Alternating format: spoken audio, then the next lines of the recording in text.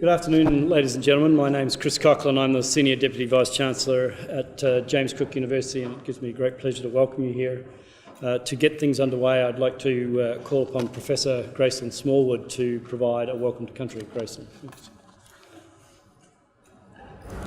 Good evening, everyone. I'm Warrawalli on behalf of the Bindal-Birrabella Nation, which I'm an elder of. I'd like to also pay my respects to the Wallumbilla Bar Nation, the other traditional owners. And I'm absolutely honoured to be asked by James Cook University to give a welcome to country on an incredibly special guest tonight, an amazing woman, Honourable Leeanne Enoch, who is the Minister of Housing, Public Works and Minister of Science and Innovation. And we're very privileged to have you speak tonight, Minister, and congratulations on your portfolio. And especially with such a significant lecture like Uncle Koiki Mabo, which we're all very proud of, to our sister Gail and to all of our people present here.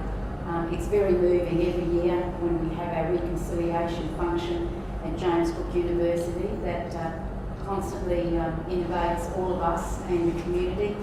But the significance of this lecture, where Uncle Koiki worked here for many years, and as a young teenager, I had the privilege of being in that house listening to the elders talking about land rights. And so once again, welcome, and I'd like to sincerely thank you for your busy time, Minister, because I do know that you'll be mixing with some of the community after and the karaoke.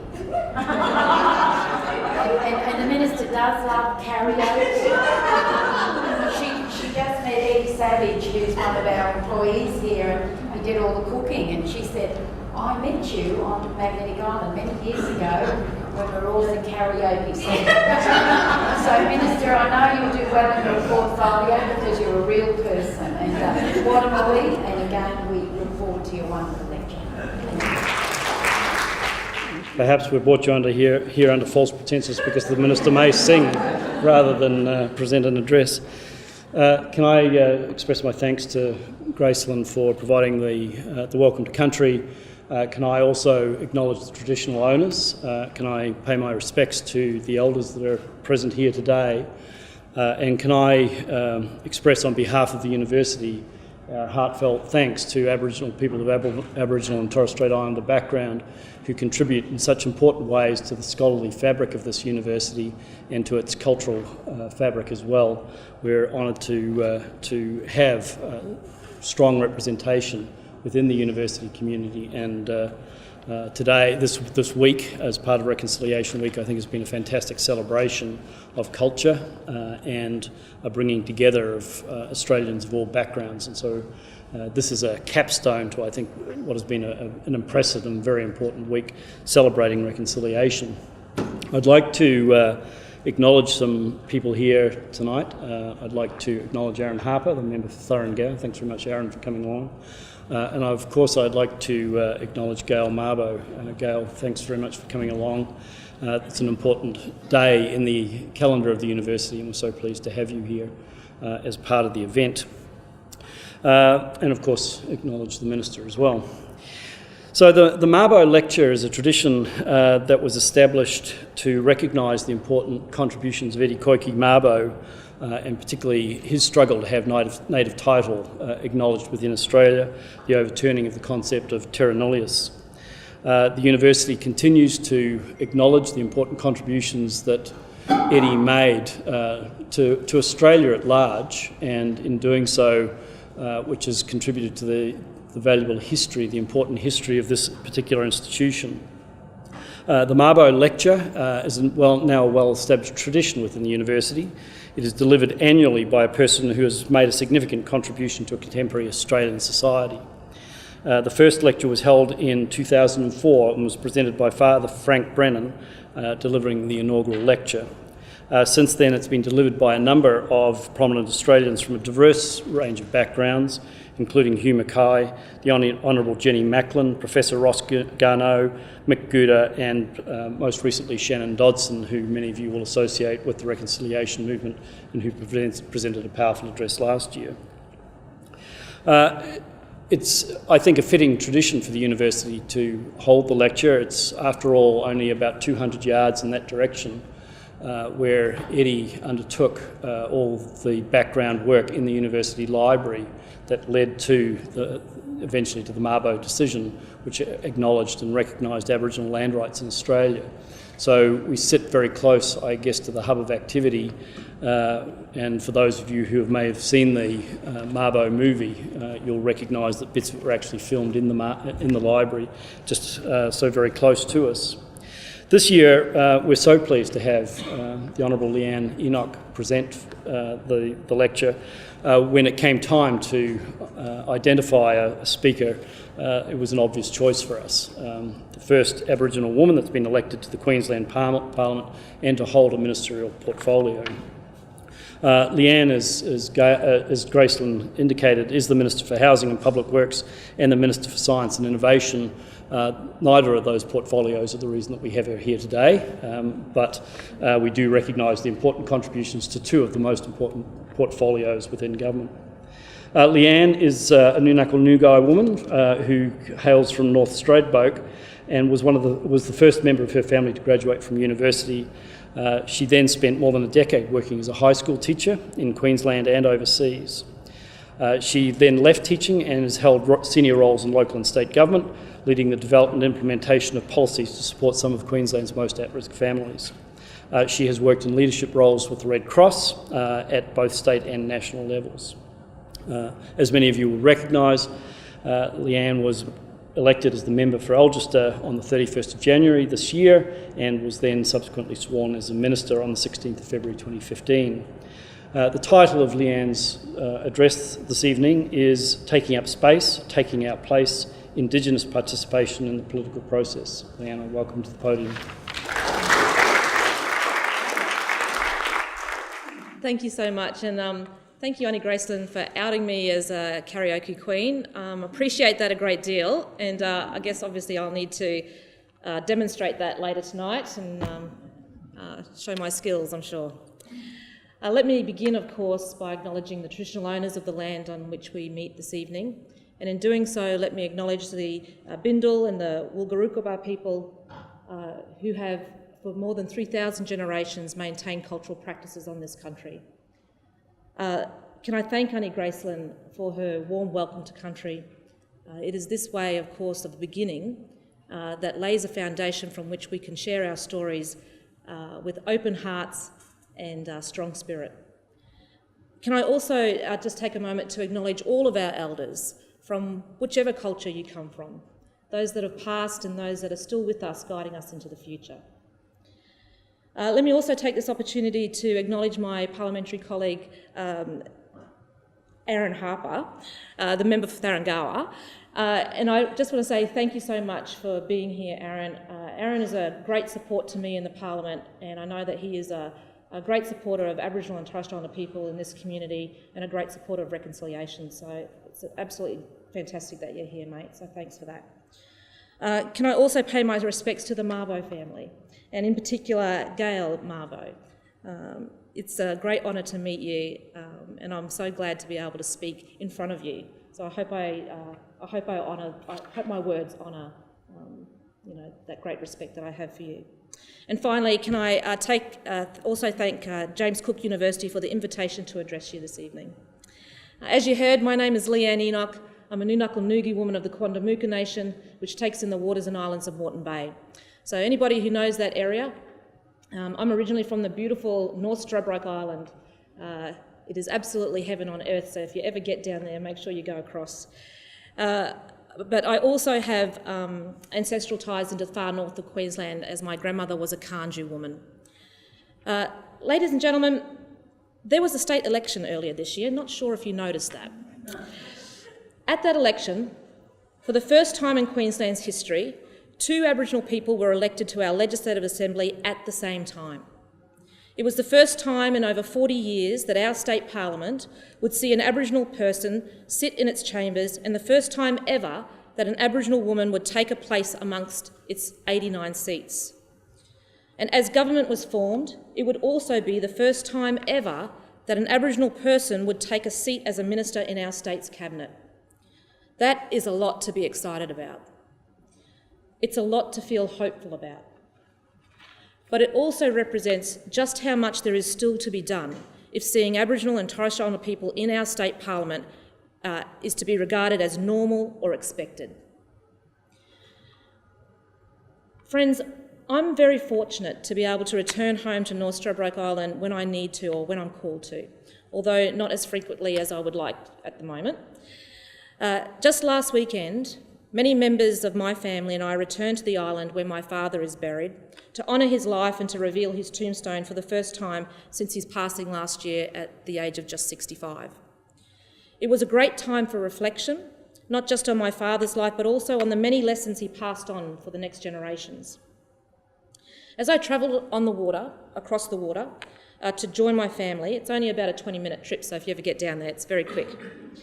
The bay was calm, and the boat was cutting through the water as though it was like a liquefied glass. It was incredibly calm. As I looked out over the bay, I was drawn, as I often am, to the many beacons or channel markers that are positioned to guide the barges and water taxis and the various sea craft that travel the bay. I remembered when I was younger, my father telling me about the purpose of the beacons, or back then they were buoys, and their purpose in helping to direct and guide our journey. He shared with me that before these steel structures, that there were natural markers that thousands of generations in my family before us had used to navigate across the bay to reach various destinations. Some of these markers, he shared, were quite tangible and still visible today, and others less tangible and more, I guess, about being in tune with the surroundings. As I was staring out across the water and taking a moment from what has become an incredibly busy life, I found myself thinking about the symbolism of these beacons or markers, both the tangible and the less tangible. I thought about the many beacons in my own life that have helped me stay true to my path, and the beacons I now point out for my two teenage sons and my nephews and nieces. I've always believed that when you're the first at something, you have a responsibility to kick the door wide open and make sure many more walk through it. So I started thinking about the kinds of beacons and markers needed to move Aboriginal and Torres Strait Islander people into our rightful place in the Australian political landscape. Some of these beacons, of course, have already been created by the courage and convictions of those that have gone before us. One of the significant beacons on this path, and the reason we're here this evening, is Uncle Koiki Mabo, who was a source of light and led the way into Australia's political institutions. It is impossible to number every person or event that has helped light this path, but proudly, it was two Queenslanders that proved that Indigenous Australians in Parliament could be a reality. Uncle Neville Bonner served as a Liberal Party Senator for Queensland from 1971 to 1983. When Uncle Neville was initially chosen by the Queensland Parliament to fill a casual vacancy in the Senate, he became the first Indigenous Australian to sit not only in the Australian Parliament, but in any parliament in Australia. He went on to win elections in his own right, creating a commanding beacon for so many Aboriginal and Torres Strait Islander people in the years that have followed. Uncle Eric Durrell became the second Indigenous Australian to be elected to an Australian Parliament, and the first to be elected to a state or territory parliament. He was, of course, elected at the 1974 Queensland election in the North Queensland seat of Cook, and served, unfortunately, just one term as a member of the National Party. Since these men, there have been something like 30 Indigenous Australians who have become members of Parliament, none of whom have been from Queensland until this year, of course. We have seen the Liberal Party's Ken Wyatt become the first Aboriginal person elected to the House of Representatives in our federal parliament, and the Australian Labor Party's Nova Peris become the first Aboriginal woman elected to the federal Senate. Labor's Marion Scrimgeour, who became the first Aboriginal person to be appointed as a minister in a state or territory legislative assembly, and Labor's Linda Burney, who was the first Aboriginal person to serve in the New South Wales Parliament. Just last week, the Queensland Parliament, and Aaron and I were there when we did this, we supported the LNP's appointment of Joanna Lindgren to the Senate position made vacant by the resignation of an LNP Queensland Senator. Joanna is the great niece of Neville Bonner and is now the first Aboriginal woman to serve as a Queensland Senator. And of course, we have numerous Aboriginal and Torres Strait Islander mayors and councillors across Queensland who represent the many issues facing some of our most remote communities. These individuals have navigated the path, but there is so much more that can be done to see greater Aboriginal and Torres Strait Islander representation in our political systems. There is an urgent need to get more Aboriginal and Torres Strait Islander people into Parliament and to engage all Aboriginal and Torres Strait Islander people in the political processes. Just like the beacons and markers that guide vessels in Moreton Bay, the ones that draw my attention on my trips home to the island, I believe we need deliberate and specific structures in place to ensure our journey continues. To see these changes happen, we will have to challenge things on a number of fronts. Political parties, I believe, must take responsibility for putting Aboriginal and Torres Strait Islander candidates into winnable seats and providing them with the support and resources to win these seats and enter Parliament. In September 2003, the then Queensland Government released the findings of a parliamentary inquiry into Aboriginal and Torres Strait Islander people's participation in Queensland's democratic processes, entitled Hands on Parliament. The aim of the report was to recommend achievable and workable strategies to increase the participation of Aboriginal and Torres Strait Islander people in all layers of democratic and political processes. The ultimate goal of Hands on Parliament, however, was to see Indigenous Queenslanders enter the Queensland Parliament. The evaluation of that goal and the recommendations of the report more broadly were set to take place within 3 electoral cycles or 9 years, whichever was the greater. A timeframe deemed at that point in the inquiry as having the right mix of urgency and realism. It was, of course, 12 years after that report before we would see an Indigenous person elected to the Queensland Parliament. Hands on Parliament made 25 recommendations, the vast majority of which were focused on what the system needed to do to ensure greater Aboriginal and Torres Strait Islander participation. The report reminded political parties that they had a responsibility to ensure that Parliament reflects the diversity that exists in society, and went on to recommend several actions, including that political parties, and I quote, should put in place mechanisms to identify suitable Indigenous candidates and assist those candidates pre-selection to seats where they have a strong likelihood of winning. When I reflect on my own experience over this last couple of years, it's clear that the recommendations from the Hands on Parliament report 12 years ago are still very much valid today. In fact, there is still a great deal of work to be done to implement those recommendations and see them make a difference. Ladies and gentlemen, I've been a member of the Labor Party for just over 10 years. As a newly elected MP and newly appointed minister, I'm acutely aware of the need for proper processes that reflect the expectations, needs and aspirations of the people I now represent in the seat of Algester, as well as the party I'm a member of. Let me tell you, it is no easy feat to navigate political party processes, especially those related to a pre-selection, and Aaron will contest to that, which can be incredibly competitive, especially when a seat is deemed winnable.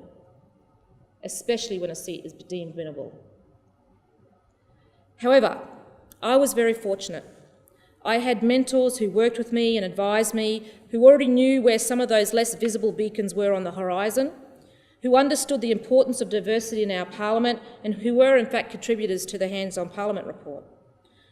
I was supported by other structures such as the Aboriginal and Torres Strait Islander Reference Committee within the Labor Party, where Indigenous members of the party provide valuable input and direction to the party's policy platform and to aspiring candidates. These strategies were invaluable to me and I think remain important. And in actual fact, I would recommend anyone interested in entering politics, and we were just talking with some of the students from St Patrick's about that, that if you're interested, you need to start by getting a really good mentor, somebody who already knows the lay of the land. But in line with the Hands on Parliament recommendations, I think political parties can do much more than this even. In 1994, the Labor Party introduced an affirmative action policy which encourages the pre-selection of women in winnable seats. It's a policy that has resulted in huge strides regarding increased representation of women, something clearly on display in the Palaszczuk government, where even though there are only 14 ministers in the cabinet, more than half of those, 8 in total, are women. A stark difference to the former LNP government in the state and our current Liberal National Government at the federal level. Whilst I'm not necessarily advocating for an affirmative action policy in the same vein as exists for women, I do think that political parties should set minimum targets for the number of Aboriginal and Torres Strait Islander candidates they pre-select to winnable seats. Let me be clear though, this is not about tokenism. This is about cut-through. This is about recognising the urgency of seeing more Indigenous people in all political parties and in our parliament. We cannot sit on our hands for another 12 years while recommendations are developed and reviewed to ensure we have fair representation in the way policies and legislation is developed and decided on. Political parties need to reflect the population of Queensland, and they need to make deliberate choices about their candidates so that our parliament also reflects the broader community. We have taken the step with women. It is time that we did so with Aboriginal and Torres Strait Islander people of this state and nationally. Elders in our community play a vital role in guiding and encouraging us, bringing our awareness to the intangible beacons and markers on the horizon, the ones that emerge as surroundings shift, and they advise accordingly. I think, on top of set minimum targets, I think there is a role for Aboriginal and Torres Strait Islander elders in the pre-selection processes of political parties, the same way that senior party members play a role in determining the suitability of candidates. Inviting our elders into pre-selection processes of mainstream political parties may be one way to ensure Indigenous participation, whilst at the same time providing the opportunity to discuss with aspiring candidates their understanding of Indigenous Australia and ultimately supporting a more informed parliament. But the bigger question in all of this is, why is it even important to have Aboriginal and Torres Strait Islander people be part of mainstream political processes in our state or even be members of our parliament? As the challenges of the world become more and more complex, Indigenous Queenslanders must take the step in being the masters of our own destiny. Today we are part of a globally connected world, and our collective futures depend on our ability to work and lead in that space. Any political system where whole groups of the population do not fully participate ultimately limits their opportunity to influence and benefit from political and economic decisions. We know that past legislation excluded Aboriginal and Torres Strait Islander people from participating in this country's adopted democratic and political processes, and that policies have contributed to the creation of false economies in some of our communities. We know that all that has created other interconnected social, emotional and spiritual challenges that we must face at the same time as we interact with the changing world. We know that because we experience it in all its various and unique forms. It's not something that we've read about or heard about, it's something that we often live. There's no better example of the importance of Aboriginal and Torres Strait Islander peoples actively seeking to take up their place than the person we remember with tonight's lecture. It was here in Townsville at JCU where Uncle Koiki Mabo began the long journey towards land rights. He wasn't a politician, but he was an inherently political. It was an inherently political act. Sorry. But what if he hadn't taken up the fight? Where would that issue be now? Would we still be waiting for someone else to step up? Who knows just how many other champions in our community have been missed, or how many other issues delayed because the beacons guiding them forward have been hard to see or even missing altogether. Which is why the participation of Aboriginal and Torres Strait Islander peoples in our political systems is more important now than ever before. We cannot be absent from political and economic decision making. We must take up space and we must take our places if we are to ensure we are not left behind any further. Equally, the political landscape must offer us something that is worth engaging with. It is incredibly important to ensure that our parliaments are places of diversity, where there are different perspectives, experiences and abilities. I've always believed that diversity is the seed of creativity, and it is in the complexities of global challenges that creativity is a very precious commodity. As Indigenous Australians, the value of our experiences, our perceptions, our approaches has a crucial role to play in the abilities of our governments to leverage diversity and form creative responses to the world. We have more to offer than many understand. We have more to offer than sometimes we even know. While the Hands-on Parliament report focused predominantly on what changes the system needed to undertake, that is only part of the equation. We must also play our part.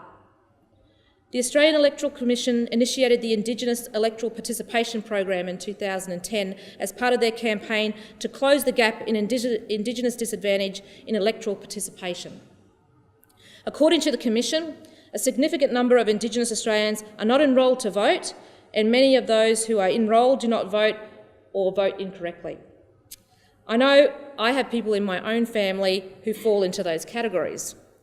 In fact, during my campaign, a cousin of mine that lives in my electorate helped out on the campaign. And on election night, when it was clear we had won, he was so proud and so excited, jumping up and down and sharing in the celebrations. When someone asked him how it felt to have voted for your own cousin, he said, no, I'm not actually enrolled to vote. Let me tell you, that lad is now enrolled to vote. But the penny dropped for my cousin because he realised that his vote counts and that when you're engaged in the process, you can see where your vote goes. And that when there are enough people voting in a particular way, you can change seats and you can change government. With more than 180,000 and growing Aboriginal and Torres Strait Islander people living in Queensland, our collective vote can make a big difference. And with that awareness, we can understand our own power in the system. I think that's one practical thing we can take responsibility for right now, making sure that people in our families, in our communities, in our workplaces have embraced their right to vote. Exercising that right to vote is very important as we get closer to the referendum, which of course will propose changes to Australia's constitution recognising Aboriginal and Torres Strait Islander people. Whether you agree with that or not, your vote is going to count in that. As much as I would like to see more Indigenous people in the Australian Labor Party, the fact that we are beginning to see representation across political parties is healthy. The more critical mass we build across the political spectrum, the more chance we have to see our issues, our hopes and dreams represented in our parliament. That forms part of what we need to do also. We need to take up space in political parties of every kind. Whatever your value sets are, and if they match a political party, and if you have ambitions in that space, then join it. Because we need to take our place and contribute to the political debate in our state. Just last year, there were many of us who were talking about lots of Aboriginal and Torres Strait Islander people who were running in the last election. There were 3 that were running as Labor candidates. There were a number that were running as in the Katter Australia Party and even in the Palmer United Party. And that was good because what we get is that critical mass right across all of those political parties, and we get to make a difference collectively. Ladies and gentlemen, as I reflect on my own learnings in this journey to this point, I think a great deal about those beacons or markers that my father taught me about, those that are easy to see and those that are more about the subtle, invisible shifts in the environment.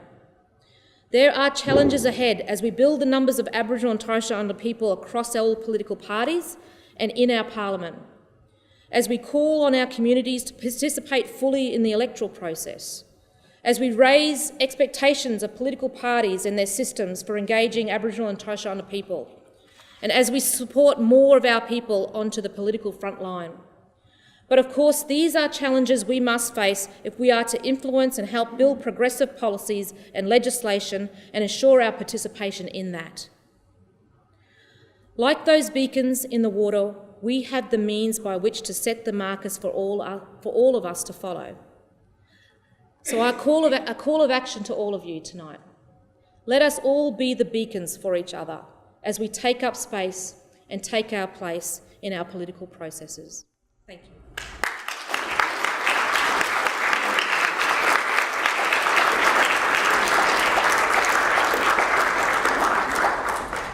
Leeanne, thanks so much for the presentation. The Minister has agreed to take questions if people have them this afternoon, preferably on the subject of the presentation. So, some questions. Did you want to know what song I'm going to sing tonight? Oh, no. Okay. What? Thank you very much, Leeanne, for sharing us your range and giving us, some food for thought that we have here, encouraging and supporting our people to, enter Parliament and do representation. It's something that I know a lot of us on the ground have been doing for a while, trying to encourage them. I'm just wondering about the parties themselves. Whether they're putting a lot of effort in, because I know here in Townsville we have quite a number of Aboriginal people that are involved in the Labor Party, and they've committed themselves for many years and hope to be given the opportunity to step up to one of these winning seats, and then they were overlooked, and so they dropped out of the party, and that sort of discouraged others to join the party. So I'm just wondering, with yourself in Parliament with the Labor Party, in promoting that in the Labor ranks, or in political parliaments. Yeah. Well, it took me 10 years to get to this point of actually getting a seat that was winnable and then getting the support to win it. And that's pretty hard slog. But right now, we've got a first. But that is not the end. That's not the end of the story. The door is ajar. We now need to make it wide open. And so, I've taken up that challenge. I'm presenting that challenge to political parties, saying we need to change things.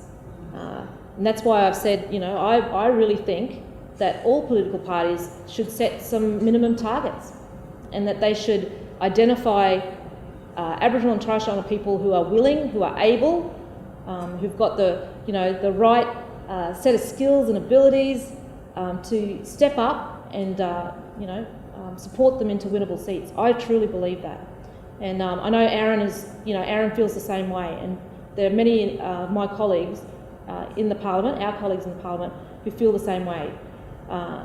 So this is our time. We can't waste this time where we've got the door ajar. So stick with it, is what I'm saying. Stick in there, we'll keep going. Any Grace? Follow on from that,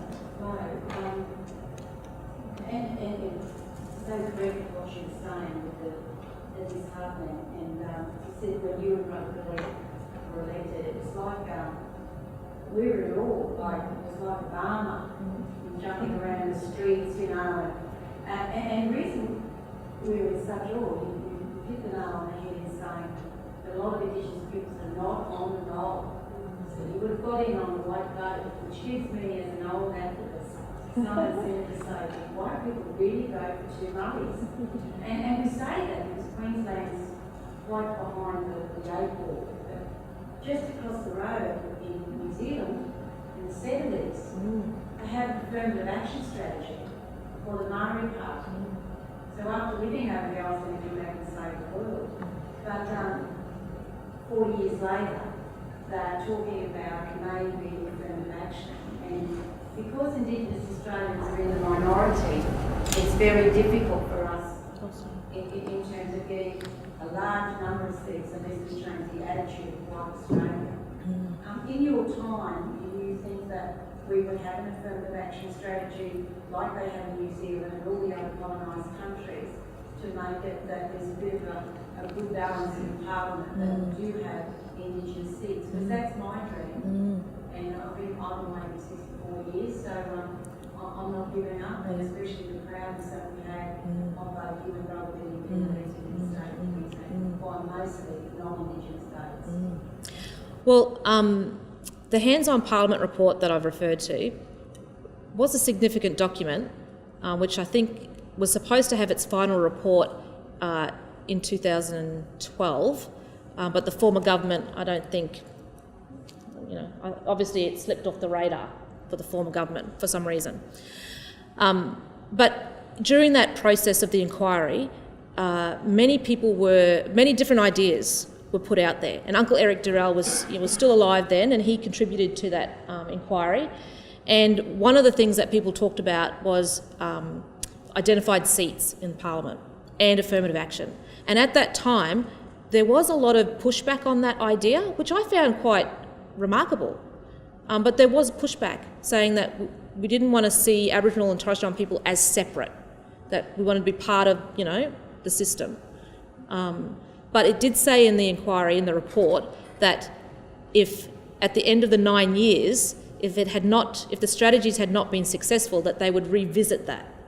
So, I'm certainly now going back to the committee that has carriage for this report to say, well, let's have another look at what was in that hands-on Parliament.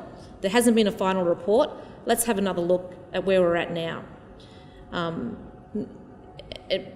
so I really think there are people who think that that we are only able to represent our own issues, that we'll only ever be able to talk about being Aboriginal and Torres Strait Islander. That's all we'll be able to do. But in actual fact, as you know, we are in every part of society. We are in every walk of life. We've got doctors and lawyers and teachers and police officers, and every walk of life, there are Aboriginal and Torres Strait Islander people there, serving in that job as you would expect, but bringing our own unique perspectives, our own unique approaches, our own unique views of the world, and in many ways enhancing those jobs because of that. So, yes, I think that we need to have a bigger conversation about affirmative action or setting targets, but not in a way that says we're separate, but in a way that says what we bring actually will make things even better. Yes. Thank you, Leeanne. Yeah. I think I met you at karaoke too. Thank you very much for your talk. I'm very passionate about trying to generate interest in for our people to actually enrol and vote. Actually, on NAIDOC Day, maybe I might walk around with the whole satchel full of forms and say, dear brother, sister, sign up. But actually trying to generate the interest for people, and I think there's probably no numbers on it, but I think it's waxing and waning the interest for our communities to actually enrol and vote. And there was a time when there was quite a bit of interest in it, and people were enrolling, and that was when a time when there were Indigenous staff employed with the Electoral Commission. And then that was cut, funding was cut.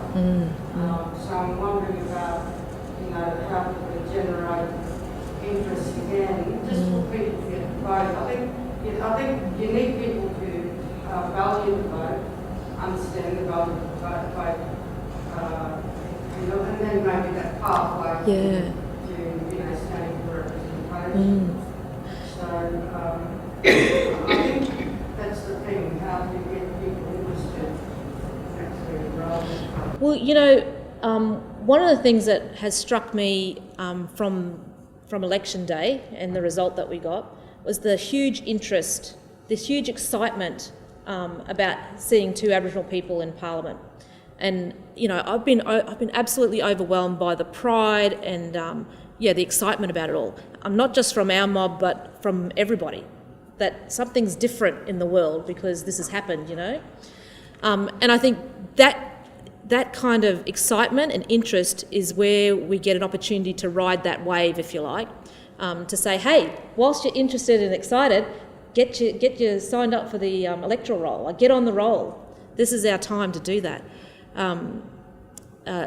Unfortunately, I can't say what the Electoral Commission is doing in terms of, what kind of supports they're putting in place to ensure that, we've got those programs. I know Auntie Flo Watson was involved in the AEC for a while, and a lot of that work that was happening, and I know it made a big difference. And maybe we need to ask for that again, But we've got a moment in time where we can get people excited about it. So I know, I've got colleagues like Aaron and others who are all, trying to keep people excited about the fact that this has happened, so that we get more people engaged in it. But yeah, go, NAIDOC, walk around with the satchel and the big heap of electoral roll forms. Any last questions? I'm sure Leeanne. Oh, yes. Thank you very much, Leeanne, for your presentation. You're welcome. I really want to ask the question, seeing that you're one of the key people currently in the Parliament and representing other Indigenous people across the country in Parliament. What do you see as the next 20 years? What's your vision for the next 20 years? Secondly, what do you think needs to happen for Australia to elect the first Indigenous Prime Minister? Oh. And I think I'm asking that on behalf of all those wonderful young people Yeah. here, both students of high school and university who are very busy today, and I recognise them and thank them for their time on Friday afternoon to be here. But for them, finally, what do you think needs to happen for the opportunity for a young Indigenous woman to be the first Prime Minister of Australia? So, glad to be talking about 20 years. I mean, if I get to stay in Parliament for 20 years, that'd be amazing. I'll need you to come down and help me with my next campaign, I think. But I certainly, obviously I am the member for Algester, and, there are goals that I have for the community that I represent, which is very broad. Lots of different cultures living in that place. And lucky that I am really well equipped because of my own culture to be able to move in and out and, and respect and ask questions and, be humble and all those things that we know intrinsically. But yeah, I've got goals that I have for my community that I represent. And then there are goals that I have as the Minister for Housing and Public Works and the Minister for Science and Innovation. I'm incredibly excited about the kinds of things that I'm going to get to be able to do in the next couple of years and maybe 20 years now that you've put that in my mind. Incredibly excited. And some of those things, when I bring my perspective to, for instance, science, I mentioned a little bit in the speech that we, our economy is evolving, and it's evolving, that evolution is happening at a pace that is picking up, and probably at faster than we ever thought it would be. And there is space for Aboriginal and Torres Strait Islander communities to be in that conversation. We just saw something in Mount Isa, out that way, or Camberwell rather, where universities have partnered with the community out there around the spinifex and the idea of being able to take the properties of spinifex and apply it to to rubbers and plastics and make those things stronger. There are so many things that we already have heaps of knowledge about that when we are able to partner with the right people, we can actually create the new economies for our state and for our country. It's exciting. So, I have those kind of visions that includes my own experiences and my own connections to communities, Aboriginal communities, non-Indigenous communities, industry, etc. So I have those kind of visions. But obviously, I'm fully aware that also as an Aboriginal person in this position, that I've got other responsibilities. I cannot be the representative of every Aboriginal person in the state, and I cannot be the representative of every issue that might sit at the cabinet table or in our parliament. That's unrealistic. So, but my vision for the next 20 years is really about getting more of us in there, getting more of us in that space, so that we've got some, as I mentioned earlier, some critical mass in that we are able to bring our perspectives and our approaches into Parliament and into that decision making, so that we're seeing policies and legislation that affect us. We're seeing them being developed in a way that's sensitive to, what is the right thing for Aboriginal and Torres Strait Islander communities. I think that for the young women that are here today, that the idea that one of them may be the first Indigenous Prime Minister, I mean, that would be incredibly exciting, wouldn't it? But there's some cultural changes that we need to make. There's cultural changes that need to be happening in political parties, as I mentioned. There's some cultural shifts that need to happen in the broader community, including the way media manage all this.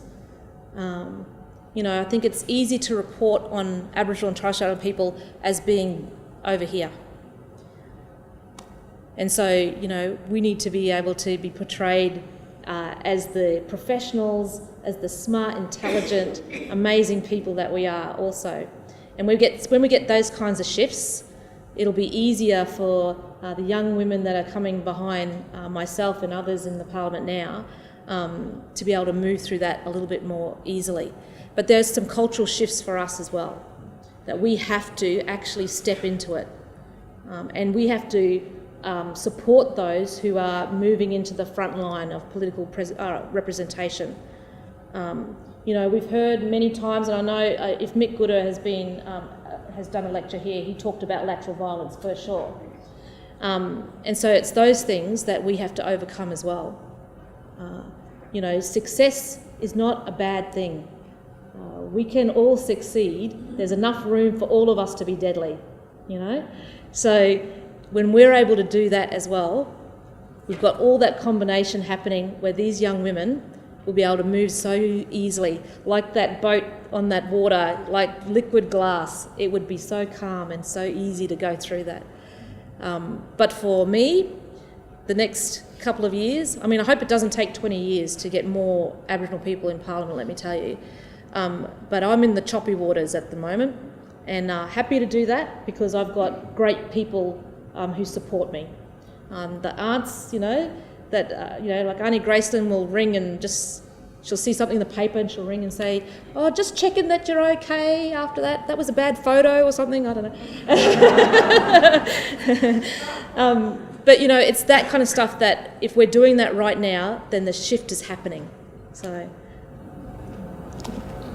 Thanks for answering this.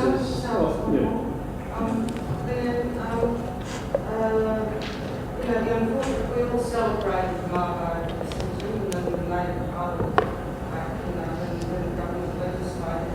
But you're probably aware of this, and the processes that Indigenous, particularly Aboriginal people, I'm talking about my own experience, just in going through the whole native title claim processes. And then we've got mining interests and the rest of it. And the processes that are in place at the moment, government bureaucracy and their agencies, their funded agencies. As you may be aware that a lot of us are very frustrated and very confused. It's caused a lot of derision and division amongst people. And particularly that we face the legacy of having had our history wiped from the history books from previous Queensland governments. I think that the frustration just on a ground level is that people are saying, who can we go to, who can we talk to about our frustration with these processes and the systems that are in place. Have you got anything to maybe, I'm in the same situation, Aunt. The Quandamooka people, we had our determination only a few years ago now, and that took us more than 10 years to get that. And even now, the government has been able, the previous government was able to shift the posts and remove some of those things that native title had given to us.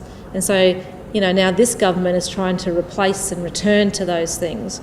In terms of what's happened in the Quandamooka space, but that is the biggest frustration about native title, the fact that some governments find other ways to get around it. But really, when we join together and we lobby, and we become, not just one or two voices, but collective voices, then that's when we get some power around it.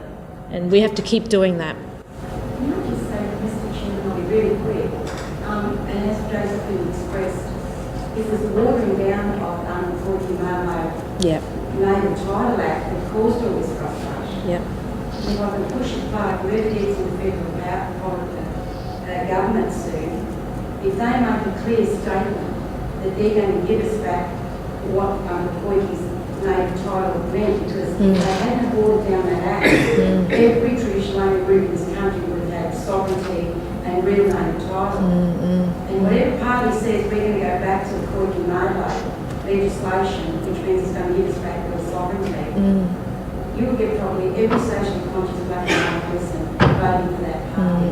Because that's what's causing the biggest division, dividing and conquering us because of watering down. That's right. Non-Indigenous people feel confused, and the multinationals getting very rich on our property. So if they say that, we will promote any party that's going to do it, because it's giving us rightfully back what is ours and taking it away from their own income. And I'll finish on this then, because only Grace, I think you're right. And, I'll go back to my comments about we actually have quite a big influential vote if we join forces and if we get on the roll. We really do. We can collectively lobby governments to say this is what we want, and we can, join it. We can encourage other people to vote a particular way, and that's what you do when you've got a critical mass.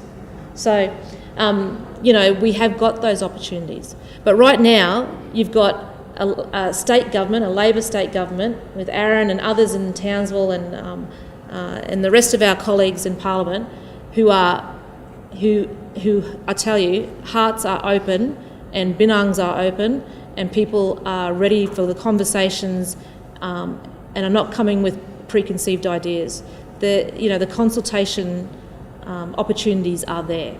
So I'll leave it at that. Thanks very much, Minister.